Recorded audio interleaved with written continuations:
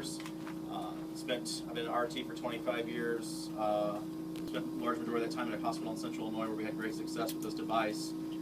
This is Vapotherm is the company. The machine is called the Precision Flow Plus, but the modality, the therapy that's provided to your patients is called high velocity nasal insufflation. High velocity nasal insufflation, which that sounds ridiculous, so we call it HVI for short. You know how we like our acronyms in healthcare. It's considered the first viable alternative to BiPAP without a mask, so think about that for a moment. BiPAP has been the only tool in our toolbox to non-invasively treat hypercapnia forever, and now we have a mask-free device that can capture some of those hypercapnic patients. It's mask-free, it's highly tolerated. They can eat, talk, drink, take medications orally as long as there's not a history of dysphagia or some concern there with aspiration. The whole mood of the room changes, especially for those patients that come in, the frequent flyers, so to speak, that they know they're going to get BiPAP and ABGs, and now they're being placed on a nasal cannula.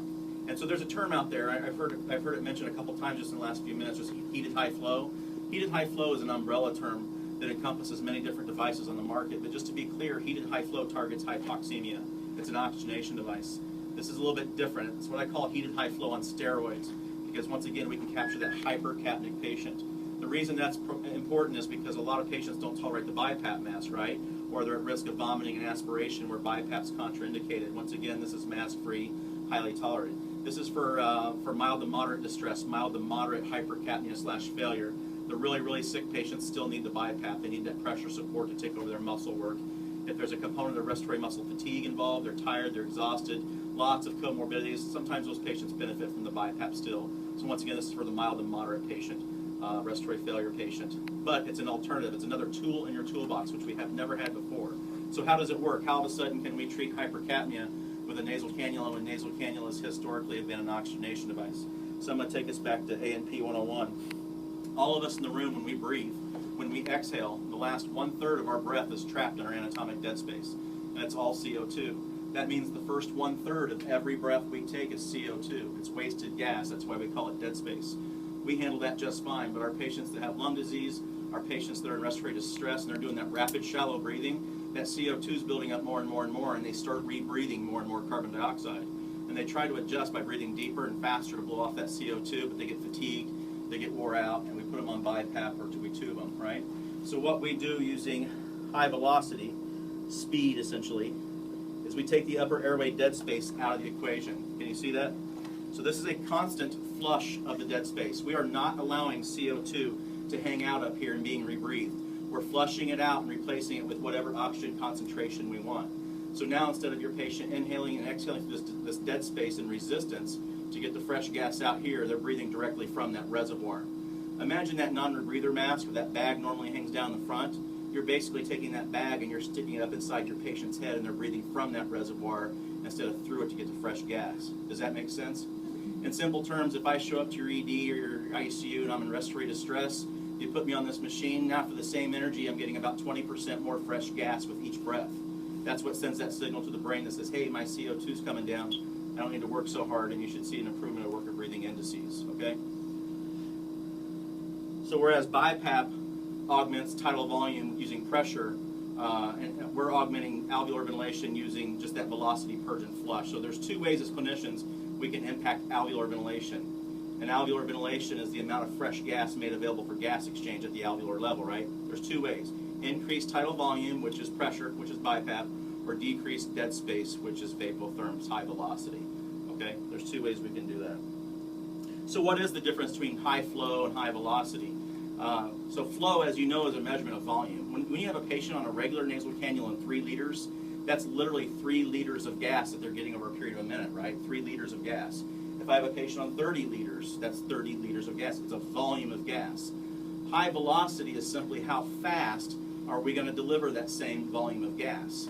So we use the Bernoulli principle through our small bore circuit and cannula. In simple terms, imagine a garden hose at home with no nozzle on it, and there's water coming out of that garden hose. That's heated high flow, okay? It's a laminar flow. This machine is like sticking your thumb over the garden hose. The volume of water doesn't change, but it's 6 times faster. Does that make sense? And the reason that's clinically relevant is the faster your patients are breathing, the less time there is between breaths. And so if you want to flush that dead space of CO2 between breaths, when there's very little time to do that, you got to have the velocity and speed as well as the volumetric flow. It's as simple as that. An added benefit of our technology is our ability to heat and humidify our gas. I mean, this is basically a big humidifier slash flow meter slash oxygen blender all integrated in one machine. Our ability to heat and humidify our gas is important because A, it's going to move mucus. So most of our respiratory distress patients have a component of mucus-producing lung disease, right? More importantly, it's going to improve compliance and comfort. Because we are delivering our gas at body temperature, 100% relative humidity, the patients don't even realize it's on. As opposed to traditional oxygen therapy, even at 2 or 3 liters, they get nosebleed and irritation, right? Because oxygen is very dry and it can desiccate the mucous membranes quickly. But because we're delivering an optimally conditioned gas, the patients don't even realize it's on. So it's pretty cool stuff. So that's how it works, in a nutshell, obviously. Any questions on the science on how it works? So I'm going to just spend a little time going over the machine itself. Now keep in mind, respiratory therapy is going to set it up, manage it, things like that. But I just want you guys to know what it is, how it works. And there's one alarm I really need you guys to be able to troubleshoot at the bedside, because it's an obstruction alarm, which means your patient's not getting any therapy, and you can't wait for someone else to come fix it. It's something you got to do at the bedside. So first of all, the machine itself is fully integrated. Like I said, you have FiO2, which is the percent of oxygen, is adjustable from 21 all the way up to 100% oxygen in increments of 1. We're simply going to set that to meet our target saturation per physician order of protocol, right? Titrate oxygen to keep saturated at 92 or 90, whatever you guys do here. You guys do something like that here? Mm-hmm. Perfect. Temperature is adjustable from 33 to 39 degrees Celsius. Target temperature is always body temperature, 37. That's going to maximize mucus clearance and make the therapy comfortable. Occasionally, you'll get a patient that complains that it's too warm. Please have a crucial conversation with them. Mr. Johnson, if you just give it a chance, I promise it's going to thin those secretions faster and help you cough it up easier and get you out of here sooner. So can you just give it a chance? Okay. But if they still complain, just let RT know and they can back that temperature down a little bit. But we strive for 37. And then lastly, flow, which is adjustable from 5 all the way up to 40 liters per minute, okay, for an adult. So any adult patient in distress, we are going to start them at 40 liters per minute right out of the gate. We are throwing the kitchen sink at them, okay? We want to nip things in the bud, stabilize them, and prevent them from deteriorating further until the underlying medical issue can be addressed.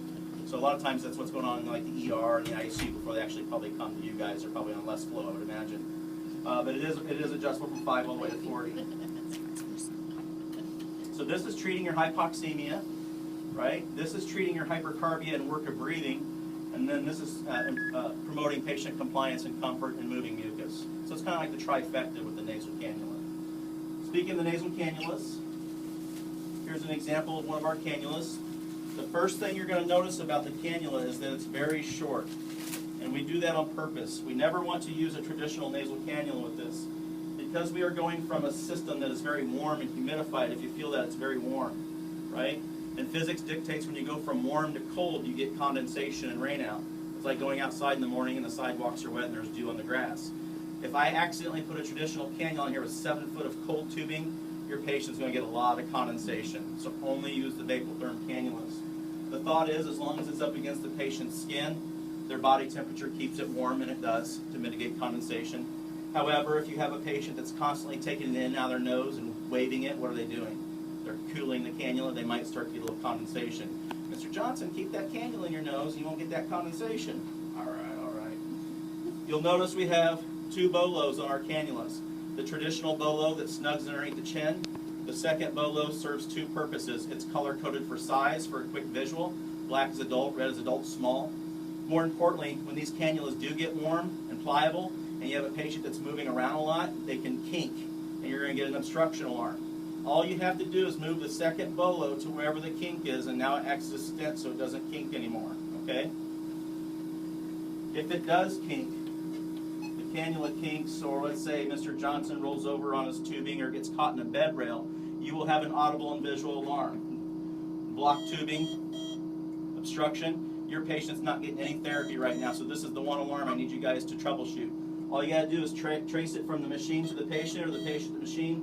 Figure out where the obstruction is. As soon as you relieve the obstruction, everything kicks right back in. Don't have to touch any buttons, okay? If it's reoccurring over and over, give RT a call and say, hey, I've been troubleshooting this thing, I can't figure out why it keeps doing the obstruction. Let them come to the rescue. That's definitely the one that you need to be able to address at the bedside, because like I said, your patient's not getting any flow/therapy. They're hanging sterile water for inhalation, which is common with all respiratory therapy devices, BiPAP vents, CPAPs, things like that. That's what creates our humidification. We want to help RT keep an eye on that too, because we don't want this to run out, because then your patient would be getting all that flow and it's no longer heated and humidified, and that would burn like crazy. So this will alarm if it runs out of water though, but too little too late at that point. What's there just in? This compressor on the front, do I need to stop talking? This compressor, because certain areas of the hospital do not have the yellow piped into the wall, you know, the medical air is not piped into the wall in all places, and this machine does require 2 gas sources for the blender. Some of the machines do have this compressor on it, okay? So that's what's drawing air out of the room to create our compressed gas source, our medical air. But what else is in the room, especially in the summer? Humidity and moisture, right? So that's what this is. Help RT keep an eye on that. That's why it's in the front.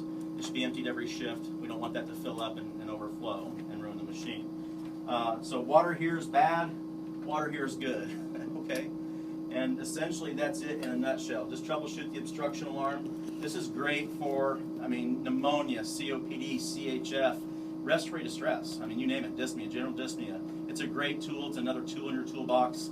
The hospital's got 6 of these now, and they're already talking about getting some more because they've seen great success. This is neonatal, this is pediatric, and it's adult, and they're using it in neopeds already in certain areas for adults. So that was a lot of information thrown at you.